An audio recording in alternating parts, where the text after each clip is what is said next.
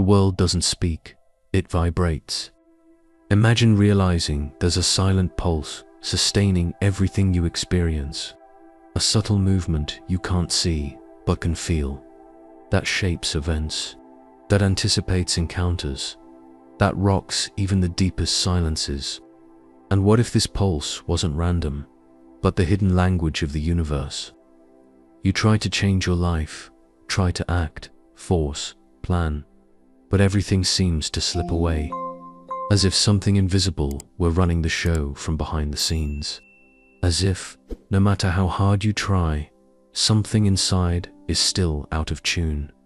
It's because it is. Most people live in a constant struggle for control. They try to fix the scenery, change others, resist the flow. But what they don't realize is that reality doesn't follow direct commands. It responds to frequencies, vibrations, silent emotions that spread like waves. The universe doesn't hear words, it hears state. And here's the point no one talks about.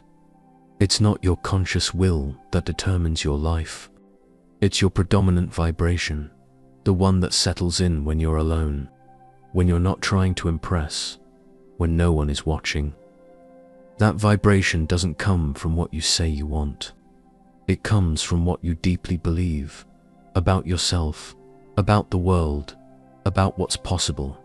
And it expresses itself all the time, in the way you breathe, react, decide, in the frequency you wake up with, in the feeling that follows you to sleep. You're not living what you desire. You're vibrating what you believe, and everything around you responds to that. But there is a law, recorded by sages, whispered by mystics, lived by masters, a law that reveals why everything moves and why everything vibrates.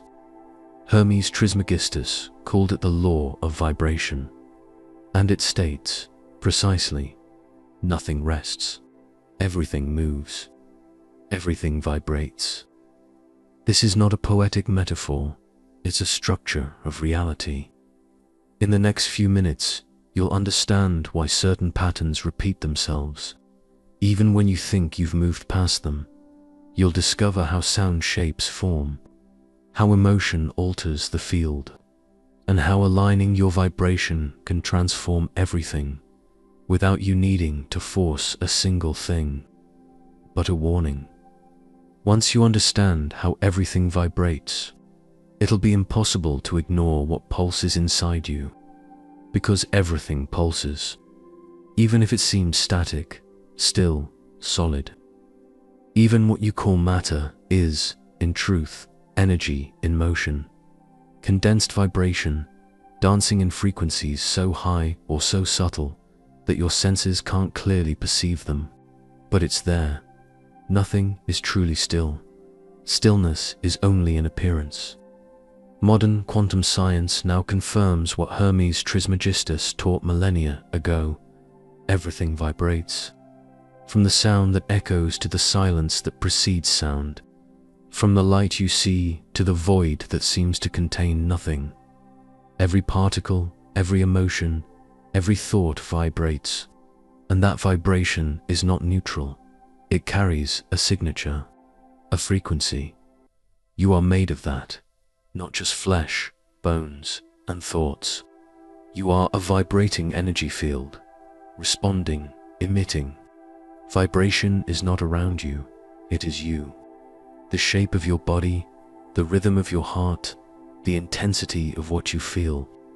All of it is organized vibration. And the more you become aware of this, the more you realize that life doesn't happen to you, it happens through you.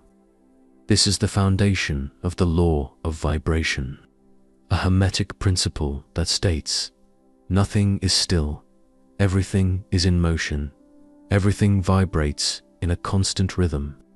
And this is not limited to material things. Thoughts vibrate, words vibrate, emotions have a field, a color, a sound, and all this vibration shapes the kind of reality you access. When you walk into a place and feel a heavy atmosphere, what you're perceiving isn't imagination, it's frequency. When you feel peace near certain people and discomfort near others, it's not about behavior, it's about vibrational attunement. Everything communicates, and the most accurate communication doesn't happen through words, it happens through frequency. The universe is an ocean of vibrations in constant flow, but this flow isn't chaotic. It has rhythm, it has order, it has coherence. And what you call reality is only the reflection of the frequency that is dominant in you. In this moment, because reality is selective, it tunes into what you emit. The vibration of anger, for example, has a rhythm, an energetic pattern that contracts, that creates resistance, that closes off possibilities. The vibration of gratitude, on the other hand, has a different rhythm. It expands, opens doors, softens paths. These vibrations create effects. They organize or disorganize, attract or repel, heal or make ill. Everything responds, and that's why true change doesn't begin with behavior. It begins in the field. If you want different results, you need to start vibrating differently. But it's not about forcing positivity. It's about transmuting presence. It's about coming into coherence with what you wish to experience. Because the right vibration doesn't come from effort, it comes from alignment. Hermes knew this. He didn't see the world as matter, but as crystallized sound. He taught that movement creates form, that the invisible structures, the visible, that changing reality doesn't require struggle, it requires resonance. And when you start living from that place, you realize you're no longer trying to change the world. You're simply vibrating at another frequency, and the world responds. But it doesn't respond with logic, it responds with form, with events, with repetitions that are not coincidences. They are returns, vibrational echoes of something that was emitted, even unconsciously. And someone who mastered this understanding was Thoth. In the Egyptian tradition, Thoth was not just the god of wisdom, he was the lord of primordial sound, the divine scribe who wrote down the words of the gods. Yes, but also the one who knew the creative power behind every vibration emitted. He knew that the universe didn't begin with an act, but with a sound, and that this sound wasn't heard, it was felt, because sound, before being heard, is vibration, and vibration is the principle of everything. Thoth understood that the word is more than communication. It is the encoding of reality. Every verb, every tone, every silence between phrases, shapes, fields. In essence, to speak is to vibrate, to think is to vibrate, to feel, above all, is to vibrate. And everything that vibrates organizes or disorganizes. The word is a tool, but it is also a seed. When spoken with intention, it becomes invisible geometry, creating structures in the energetic field before anything manifests in matter. Maybe that's why the ancients used mantras, prayers, sacred intonations. It wasn't superstition, it was vibrational science. They knew that form follows sound, that a name can invoke or repel, that a statement repeated with truth begins to rewrite the subtle structure of reality. And it's not just spoken sound. The thoughts you nurture are silent vibrations, words unspoken yet emitted, frequency fields that leave you like a continuous signature. You are vibrating even when you say nothing. Even when you are silent, something in you is expressing. That's why Thoth is also the Lord of Silence, because true silence is not the absence of sound. It is the presence of a pure frequency, without noise, a silence that doesn't paralyze, but organizes. that doesn't conceal, but transmits. It is in this silence that the word prepares to be born. It's in it that intention takes shape. It's there that creation begins. When you begin to observe what vibrates through you, whether in the form of words, thoughts, or emotions, you begin to understand that there is no neutrality. Everything you emit connects with something. Everything comes back. Everything responds. Because the universe is a sensitive field of resonance. And the most surprising thing, the way you say things matters just as much as what you say. A yes spoken in fear vibrates differently from a yes spoken in truth. A request made in lack has the opposite frequency of a request made in gratitude. That's why sometimes, even asking for what you want, you attract the opposite. Because it's not the request that creates, it's the vibration behind it. Thoth taught that the word should not be used carelessly. That thought should not be repeated unconsciously. That silence must be revered, because all of this is vibration in action. And vibration is not just energy, it is direction. It is intention shaped into sound. You can learn to listen to your own frequency, to notice what your words are really saying, to feel what your silence is transmitting, to reorient your thoughts before they turn into forms. And when you do that, something changes. You are no longer just living. You are co-creating. But to co-create does not mean to manipulate what's outside. It means to alter what vibrates within. Because no matter how much you desire a new reality, it cannot manifest while your frequency sustains the old one. Vibration is the invisible mold into which the visible pours. Nothing happens outside without first being sustained by an internal state. And this state is not measured by words or fleeting intentions. It reveals itself in what you feel when you're alone, in what emanates from you when you're not trying to appear strong, positive, or enlightened. True vibration lives in the depths. It is the silent, emotional tone that accompanies you in every decision, in every reaction, in every unnoticed moment. That's why observing your vibration is an act of self-knowledge, because it exposes what your mind still hides. It reveals what you believe, even when you say you no longer do. And it reveals, with precision, why certain situations keep coming back. Because the universe doesn't respond to what you want. It responds to what you vibrate with the most consistency. If there is lack, there is a frequency sustaining it. If there are patterns of rejection, there is an unintegrated vibration anchoring those experiences, not as punishment, but as a mirror. The universe does not punish you, it reflects you. What returns is what vibrates. And the key is not to blame yourself for this.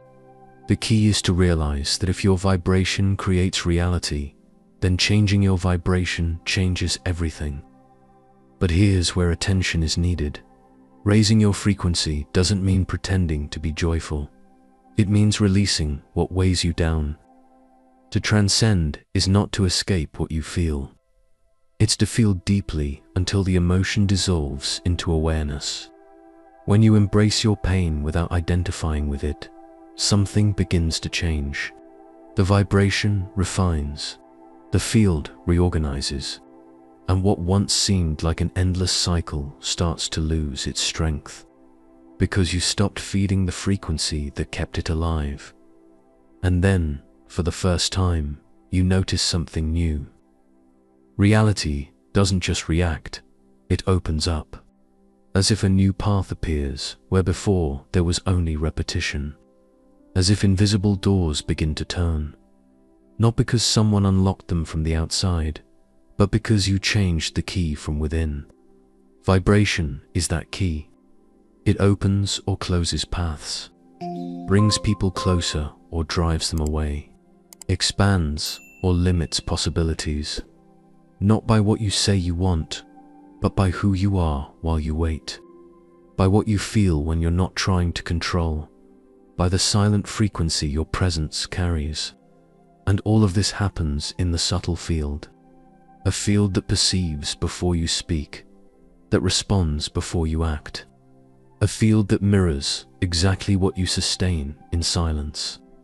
That's why certain people seem to attract miracles. It's not luck, it's vibration. It's that they effortlessly sustain a frequency the universe recognizes, a coherence between intention and state, between what they ask for and what they're willing to become. And this is within your reach. You don't need to master occult techniques or complex formulas. You just need to become aware of what you're vibrating when you're not trying, because that's what is creating your life. That's what is emitting your future. You are not trapped in what you're living. You're just vibrating within it. And if you can vibrate differently, then you can access something completely new, because everything already exists. All possibilities, all versions of reality, all experiences you're capable of imagining. They don't need to be created from scratch. They're just waiting for the right tuning. The universe is like a field of simultaneous frequencies. Each reality is a station. You don't need to build a new station. You just need to change the channel. And changing the channel doesn't require physical effort. It requires vibrational coherence. The question isn't, how do I create the reality I desire? The real question is, what version of myself is able to tune in to what I desire? And that change begins in silence, in the space where will becomes vibration, where intention stops being merely mental and becomes energetic.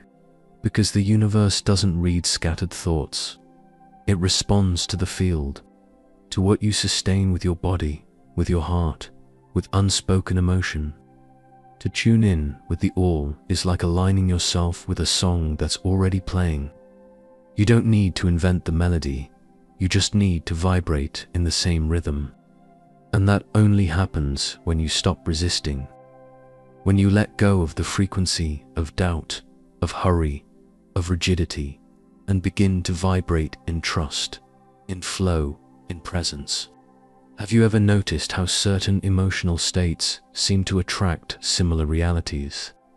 When you're centered, something organizes around you. When you're in chaos, everything seems to get stuck. This is not a coincidence, it's resonance. The field is merely reflecting. But this resonance doesn't happen through mental repetition. It happens when the vibration becomes natural, when the state that once required effort becomes your new baseline, when feeling peace is no longer an exception, but the new normal, when trust is not a practice, but a constant vibration.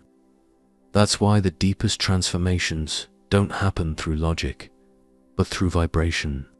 You can understand everything intellectually and still change nothing, because it's not what you know that tunes the field, it's what you vibrate, what you embody, what you sustain without needing to pretend. And the more you align internally, the more external responses reorganize. Not because you force them, but because the universe has no choice. It dances to your frequency. It revolves around your vibration. To tune in with the all is to stop trying to control reality and start vibrating in coherence with it. It's to abandon the invisible war between what you feel and what you say you feel. It's to bring body, mind, and spirit into the same melody, because the truth is simple. Reality doesn't resist a field that vibrates in truth. When you align, the world follows. Vibration is not an esoteric concept lost in ancient books. It is the invisible bridge between what you live and what you are. It is the silent password that opens the right doors, or keeps you stuck in the same corridors as always. After today, there's no way to say you didn't know. Now you understand that your thoughts are not neutral, that your emotions have frequency, that your presence communicates before your voice. Now you know the universe does not wait for your words. It responds to your field, to your truest state, to the frequency you sustain even when the world is silent. And that changes everything, because knowing this transforms the way you wake up, how you react, how you breathe in the face of what used to throw you off center. Knowing this changes the way you care for yourself, how you quiet your inner world, how you choose what to consume, what to think, what to carry. You realize that you don't need to control the world. You just need to come into coherence with what you wish to see reflected, because the world is not what happens to you, it's what responds to you. Hermes Trismegistus wrote, "He who understands the principle of vibration has grasped the scepter of power. This is not the power that dominates. It's the power that attunes, that doesn't force, that doesn't beg, that doesn't fight reality, but transforms it, because it vibrates at a different rhythm." Now that you know this, look around with new eyes. What is present in your life today is vibrating with you, and what hasn't arrived yet is waiting for your frequency to find the path. You don't need to chase the reality you desire. You only need to become the field where it manifests. If this message touched something in you, leave your like, subscribe to the channel, and turn on notifications. This helps spread this awareness to more seekers. In the comments, write, "I am the frequency of the reality I want to live." Share this video with someone whose vibration you respect, or someone who needs to reconnect with their own. This is the third episode in the series on the 7 Hermetic laws. If you haven't watched the first 2 yet, about the law of mentalism and the law of correspondence, click on the screen and dive deep. New episodes are already being prepared. Remember, the universe doesn't respond to effort. It bows to vibrational coherence.